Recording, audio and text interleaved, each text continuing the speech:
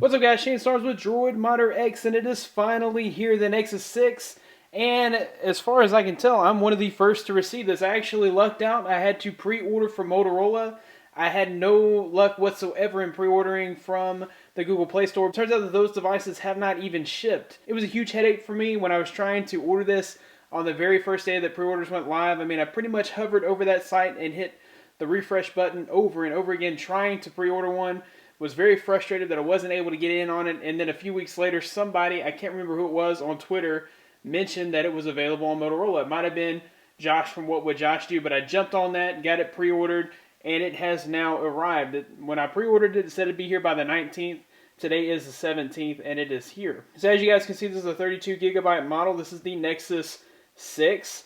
The packaging itself is pretty minimal. We just have a white box with a 6, and we'll need to cut into the sticker here, and it's perforated, so you really don't have to use a knife, but it just makes it a little easier.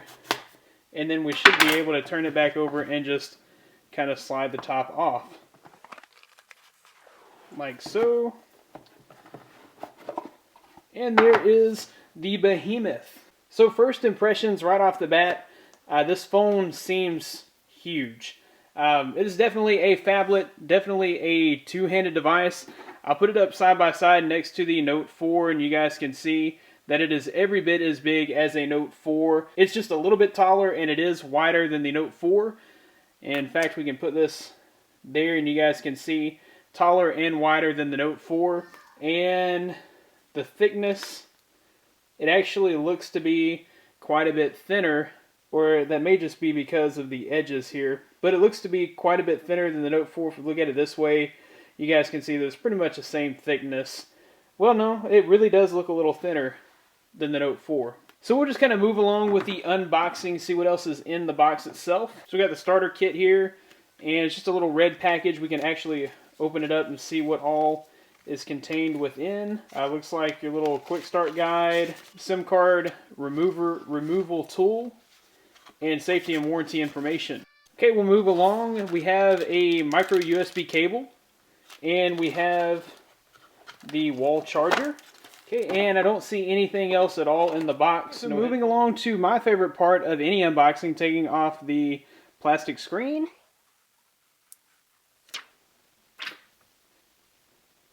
And there you have it. That is the Nexus 6. You guys can see that awesome Motorola and Nexus logo on the back. Already getting a little bit of smudgies on the back. We have a matte finish here, and the matte finish really helps with slickness. It helps you to grip the device. The only drawback is that you do get those little smudgies, but it looks really great. One awesome thing about this device is that camera. Most Nexus devices in the past, they've been awesome except for the camera.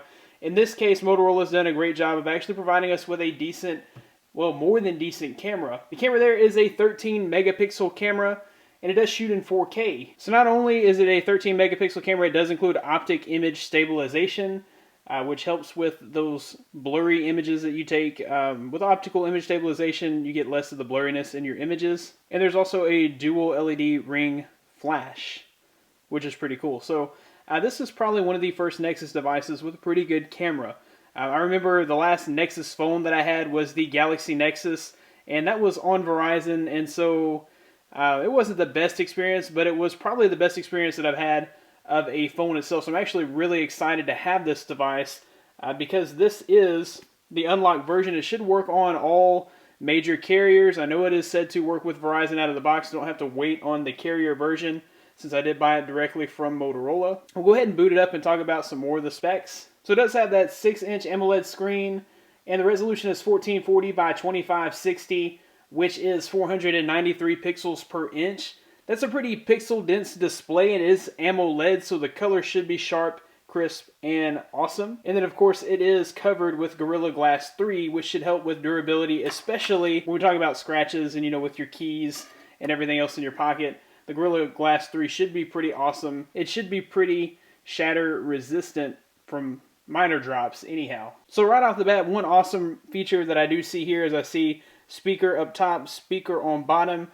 Not having to cut my hand around the back for sound. I'm going to have that premium sound coming directly out of the front which is a really awesome feature. I really like that on the One M8, and I really like that on the Nexus 9 tablet, so I know I'm going to love it on this device as well. This is sporting a Qualcomm Snapdragon 805 quad-core processor, which is clocked at 2.7 gigahertz, so it should be pretty fast, pretty snappy. And on top of that, it is also sporting Lollipop Android 5.0, which has some tweaks for performance. So this thing should really be flying. You're not going to run low on memory since it does come with 3 gigabytes of RAM. This is the 32 gigabyte version, so I shouldn't be running out of memory anytime soon. And I'm glad that they gave us that 32 gigabyte option and not just a 16 gigabyte option, because there's no SD card slot.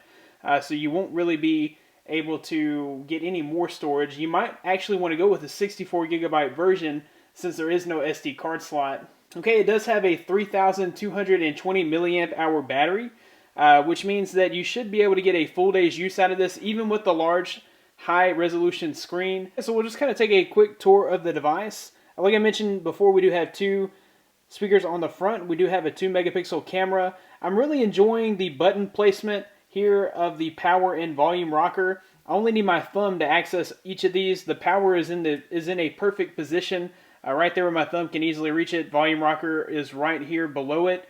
I'm just kind of wondering if this is going to, if I'm accidentally going to hit volume when I mean to hit power. I know that with my Note 4, I'm used to having the power on this side and the volume rockers over here, so I have to either place the phone in my left hand to grab the volume, or I would have to reach around and grab it with my right index finger. I'm just kind of wondering if it will be more convenient to have them both on this side, or if maybe that can become confusing. So far, I actually like this. I like the fact that the buttons stick out quite a bit. I mean, you can really see that they are pronounced there, and they're easy to find.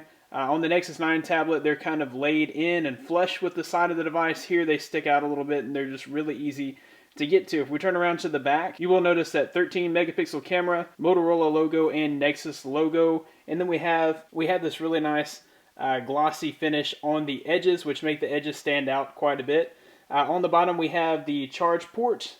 On the top, we have a 3.5 millimeter headphone jack. Looks like our micro SIM card slot there. If we look on the edges, we just have our power button and our volume rocker. Okay, and as you can see, we are running Android Lollipop 5.0. If we open up the app drawer, you guys can see that quick animation there, and you can see the new animations as we scroll through. If we pull down our status bar, you can see the heads up notifications there, and if we pull it down even further, you have your settings toggles. If we jump into the settings and we go down to About Phone, and we go to Android version, you'll see that we're on Android 5.0. If we give that a few clicks, it will launch the Easter egg. If we touch the lollipop there, it'll change colors. Press and hold it will launch the built-in Flappy Bird clone, which is just about impossible to beat. I can't even get past 1.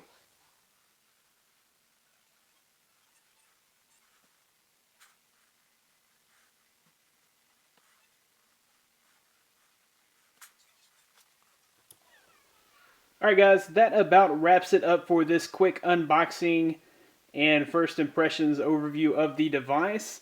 If you like this video, be sure to give it a big thumbs up. We'll be covering this device more in depth as the weeks go on, so you want to be sure that you are subscribed to this channel for that coverage. You can find more of me at droidmodderx.com. Follow me on Twitter at droidmodderx. Thanks guys for watching. Be blessed. I'll see you in the next one.